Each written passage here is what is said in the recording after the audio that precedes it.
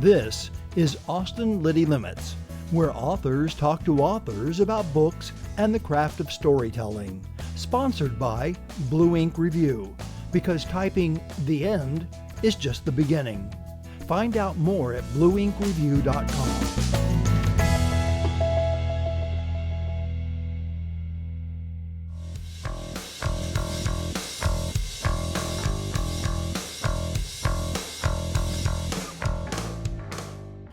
Richard Fulco grew up on Staten Island in New York and has been widely acclaimed as an accomplished playwright.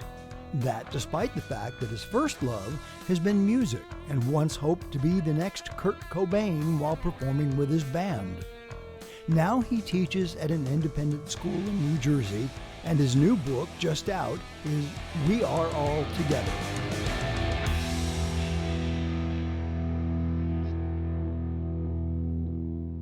So please welcome to the show, Richard Fulco. How's it going, Richard?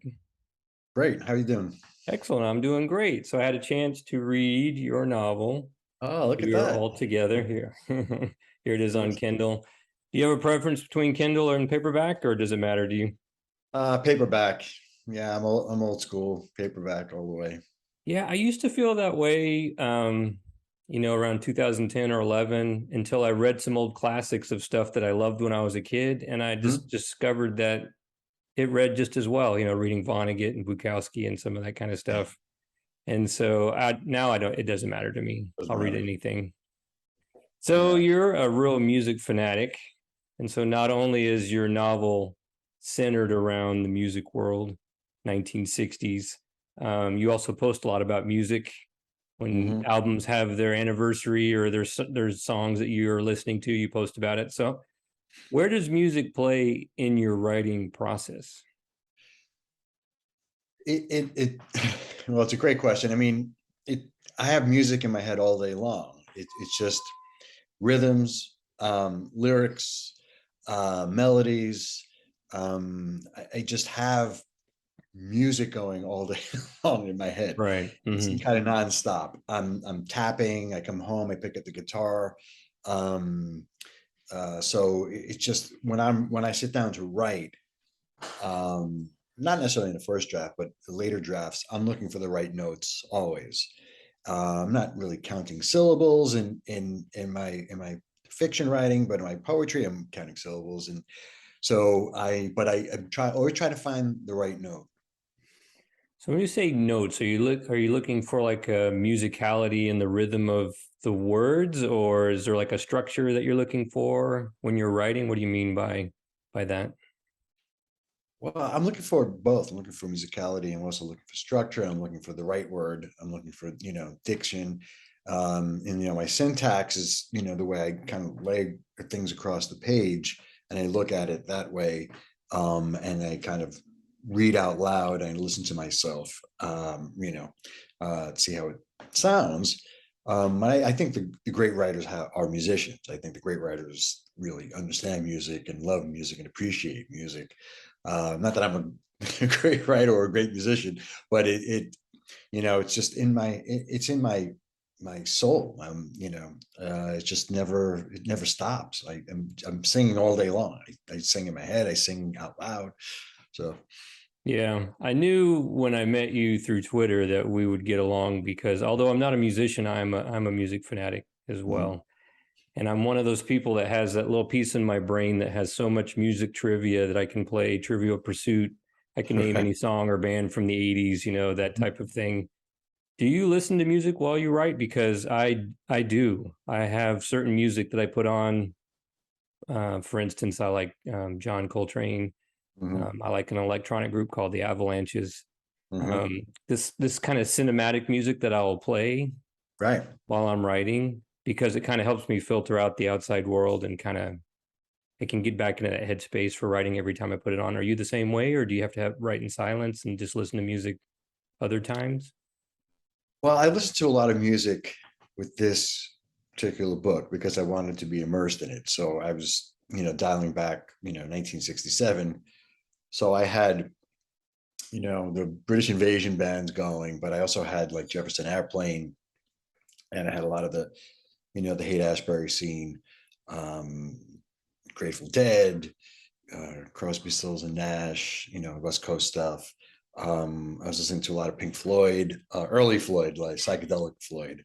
Right. And just 60s popular music at the time. So Aretha Franklin, the Hollies, Love and Spoonful, just all kinds of music from the 60s. And then I also just had a playlist of kind of current music.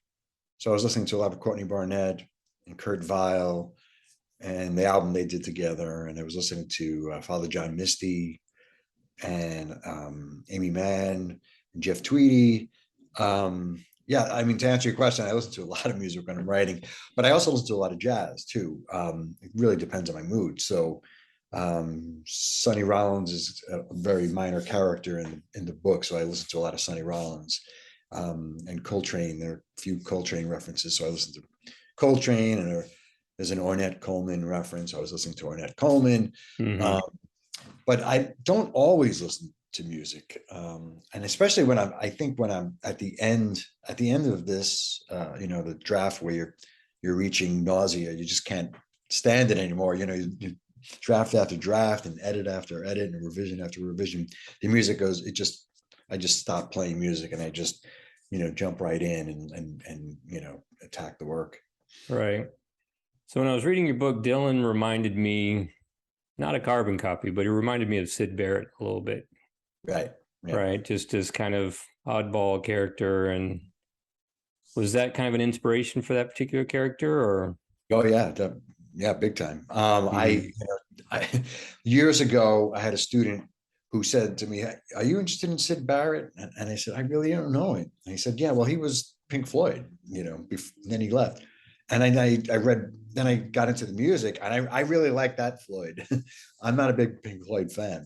I like the Sid Barrett stuff. So this book really began with Sid Barrett. I was going to write Sid Barrett's story. I was really intrigued by the idea of someone who's at the height of their powers, someone who has a very successful band, and then they just kind of check out. And people were wondering, was Sid an acid casualty? Was he just suffering from mental illness, or did he just not want it the way Roger Waters and the rest of the band wanted it? And so yeah, I mean, the initial working title was Crazy Diamond for a while. And there is Sid Barrett. There are several Sid Barrett references in the novel. And I love the stories of Pink Floyd. And one of my favorites is the way they dropped Sid from the band. They were just going to a gig, and someone shouted out, "Should we pick up Sid?" And someone said, "No, let's just skip him." And they just drove by in their van, and he left him. And, I think Roger Waters and David Gilmour were just riddled with guilt. So when Sid was doing his solo stuff, they were there to help and produce and write. And he never really, the Barrett, the second one, the Barrett record, he barely finished it. I mean, I think David Gilmour put it all together. Right. Very interesting.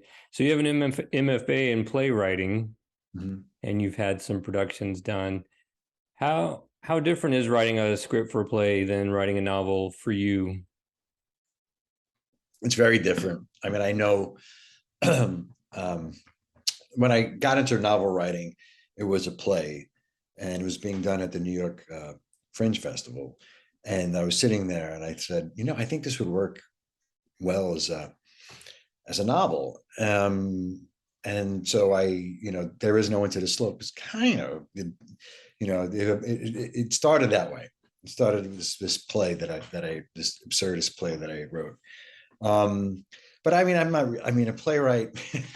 I kind of just fell into the MFA program. Oh, okay. I'm drawn to dialogue. So I don't like to read novels with too much dialogue. I get really turned off. I think to myself, just write a play. It should be a play, should maybe a screenplay or teleplay, but why is it a novel? So I love dialogue. I'm drawn to dialogue. I steal dialogue on the street. I eavesdrop conversations. So when I see that I'm writing something and there's a lot of dialogue in it, I immediately think, oh, this is going to be a play. But also the stage, I think of the stage as kind of an impediment in some ways, or a challenging impediment.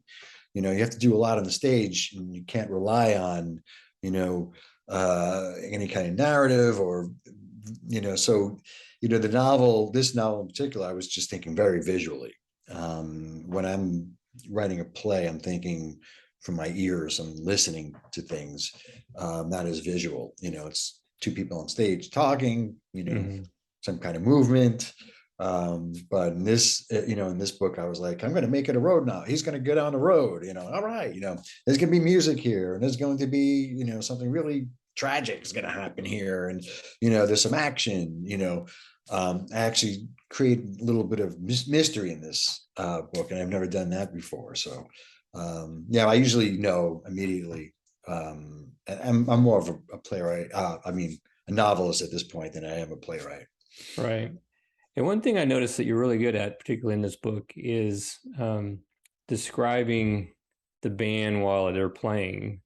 Mm-hmm. So when you have multiple people doing things all at the same time, it can be kind of a chaotic scene for a reader, but you're really good at kind of separating who's doing what they're doing, how they're communicating with each other. I thought that was really fascinating. But now that I understand that you're a musician, well, that makes a lot of sense then. Yeah, thank you. I've always been a lead singer of a band when I played in bands. And as a lead singer, you have a tendency to look, you see where everybody is and what they're doing, especially a guitar player. I've always worked with a guitar player as my second.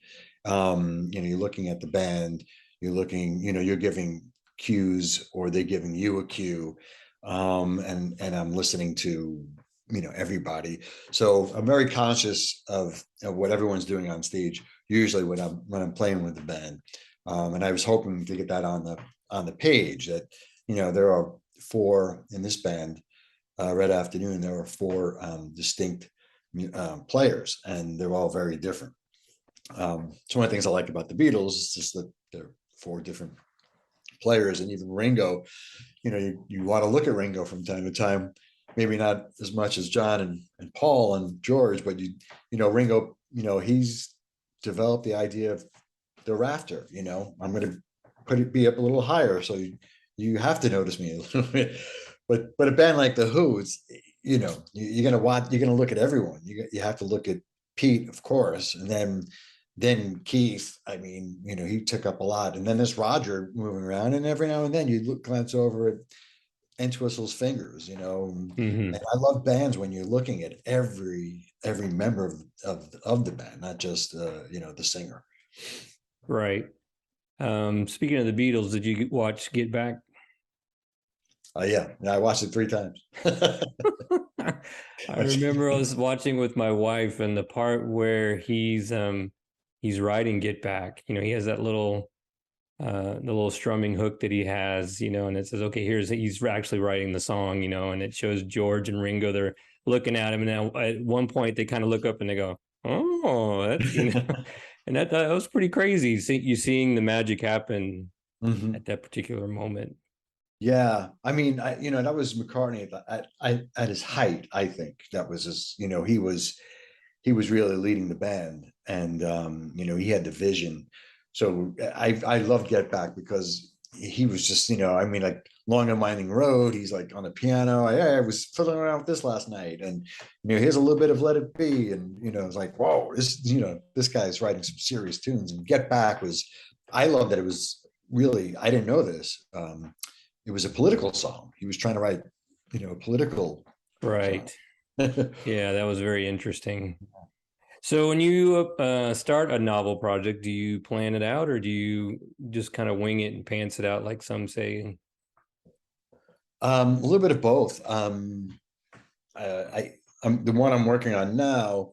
I just started, and then I stopped because I needed to know where I was going. So now I really need to have an end in sight. It might change, but I need to know how the story is going to end before I could write anything else and kind of fill in the middle. But I usually just start. and start, and then I go back and I rewrite the first and second chapter over and over again to really get an idea of what the exposition is, what I'm trying to say. And then I figure out, okay, here's what's going to happen in the rising action here. And, we are all together very, for me, it's very traditional storytelling. My first book is not, it's kind of, there's some absurdity to it, and it's kind of non-linear. But I wanted to write a, kind of traditional story of a young musician. So I was thinking, beginning, what's inciting incident, what's going to set him on his path. And the climax is what really kind of gave me trouble for a while, because I had two things. And in earlier drafts, it's like, wait a minute, I really need to hone in on this and make, this one piece, the climax, and the other one was kind of the falling action. Right. So you teach creative writing. What is that? How does that inform you as a writer dealing with students who are trying to learn? Do you find that you learn dealing with young writers, or what do you get out of teaching creative writing? Yeah, I mean, teaching either creative writing or literature. The other day, I'll give an example. My new book, I have this nickname, and the nickname of the character is Gimpy. He has he's kind of hobbles around, one leg's a little shorter than the other. And then it came up in class, we're reading Song of Solomon by Toni Morrison, and we're talking about the importance of names and nicknames, and what happens when you get, saddled with a nickname that you detest, So in Song of Solomon is Milkman. That's his nickname, and that's how he's known throughout the novel and for most of his life, Milkman. And it's because his mom breastfed him for a long period of time, and somebody walked in, saw it. So that really, informed my writings, like thinking about the nickname and how the name of this character, he's not well known in the neighborhood by his name. I think his name is Timmy. They don't really know him as Timmy, they know him as Gimpy. So he's, okay, I'm Gimpy. So, when I go into the classroom and things like that happen, it's wonderful. And sometimes I find myself saying things to students that I need to hear. So, if I'll say something like, we need to know why he's having this internal kind of conflict. The reader needs to know that. And then I'll go back to my writing, like, oh, remember what you said to so-and-so the other day? This is what you needed to do and what you needed to hear. So, it happens over and over again. Yeah. I discovered recently, I like to go back and read the classics sometimes, especially stuff from when I was younger. And I was revisiting Steinbeck last spring. And one of the things I realized in reading his work is just how good he is at kind of setting a scene, right? Like in Mice of Men, he's really good at just setting the tone, the scene, what's going on, how it looks, everything before the characters start talking. And then I realized a little later, just getting curious about Steinbeck, that he wrote that to be like a play. So that made sense, that every time a new scene came, a new character, that he went into a lot of detail about that. Yeah. Yeah. But I also realized that I always forget doing that in my first draft. Yeah. Yeah. But you don't want to spend too much time setting the scene. I think right. Elmore Leonard said that. Like, you don't want to spend up too much time talking about That's true. The weather and the setting. And I don't think Steinbeck does that in certainly of Mice and Men. I still have that image. I read Of Mice and Men years and years ago. I've reread it since, but probably once or twice since, but I still have the image of, the end where Lenny and George are in the woods, and you could hear the voices of the men. They're kind of in the valley. Right. The men are, and like Lenny and George going to the ranch, kind of walking. Yeah. Ranch. Yeah, he was a master. Yeah, and the great thing about that book in particular is at the beginning, that scene where you're talking about at the end, it's just this beautiful, placid place. And of course, there's the foreshadowing that, it's not going to be so beautiful at the end. Right. But he does a great job of doing that. So what's the last book that you've read that kind of defied your expectations and surprised you a little bit? Anything new that pops to mind? Yeah, I mean, it was, I read a lot of books over the summer, and the first thing that comes to mind is I don't read too many mysteries. I like mysteries, but I don't read too many of them. And I happened to watch The Talented Mr. Ripley, which I hadn't seen since I think when it first came out in like 1993. It's Right. Matt Damon, Gwyneth Paltrow, and Philip Seymour Hoffman is in that, and Jude Law. And I saw the movie, and I was like, it was pretty good. I enjoyed it. I'm going to read the book, and I read the book, and it was one of the best reads for me in a long time. It was the mystery element is great, but the psychological component, certainly not quite as effective in the film as it is in the book. And Patricia Highsmith knew this character inside out, and his motivations and his intentions. And it was, that book really, I was working in a bookstore over the summer, and people would come in and ask for recommendations. And that was like on my list was Talented Mr. Ripley, and I think I sold, 3 or 4 copies of that over the summer. Excellent. All right. So last question. Let's say you're stranded on a desert island. What is the album that you would want with you? You can only have one. Yeah, I would, whatever album it was, it has to be an album with smart, insightful, poetic lyrics. Because if I had the lyrics, it's like I wouldn't do well with an instrumental. As much as I love jazz, I wouldn't be able to have Miles Davis playing, over and over again. So I would need lyrics. So it would be it'd be a Bob Dylan record. It'd probably Bringing It All Back Home, Highway 61 Revisited, or Blood on the Tracks. One of those 3, where I could just do it over and over again and play with the words and use the words. Yeah. Excellent. All right. So now's the time in the show where we do the lightning round. It's not our concept. Inside the Actors Studio stole it from Marcel Proust, he stole it from Bernard Pivot. Lots of people have come up with this concept. So Richard Fulco, are you ready for the lightning round? I'm ready for the lightning round. Excellent. So what is your favorite word? I like the word navigate. Okay. What's your least favorite word? What's that? What's your least favorite word? Anyways. With an S on the end? With an S on the end, yeah. I don't like that. What turned you on? Talent, intelligence and talent, and people who are really smart about their talent and utilize it in a smart way. I love talking to smart people. So what turned you off? Folks who don't think for themselves. Right. What is your idea of happiness? Well, I know who I would be with. And so I'd be with my partner, Nan, and my children, Connor and Chloe, who probably walking in the woods. Excellent. Who is your favorite author?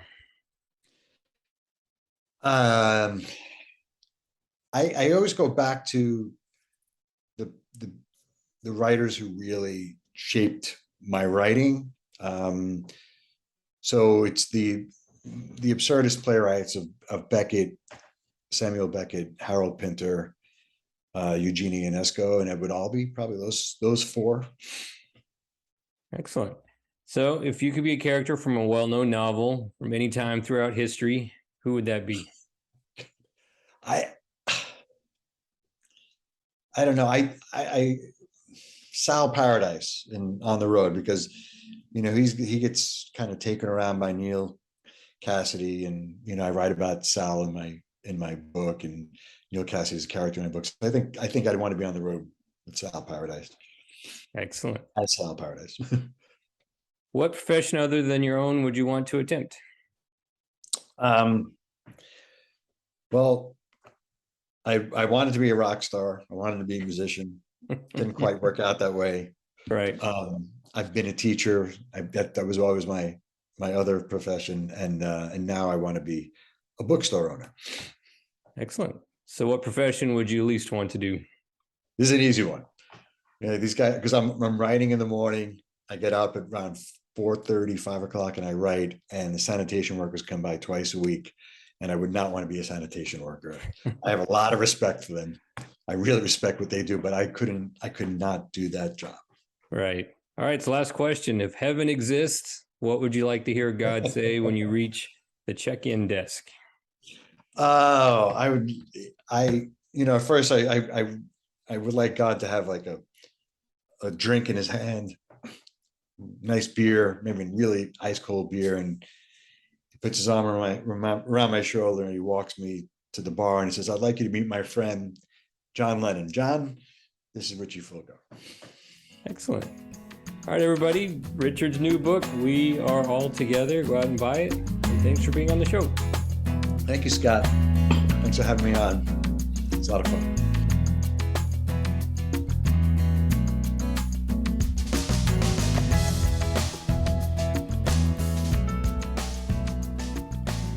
This has been a presentation of Austin Liti Limits, made possible with help from our good friends at Blue Ink Review, where typing "the end" is just the beginning.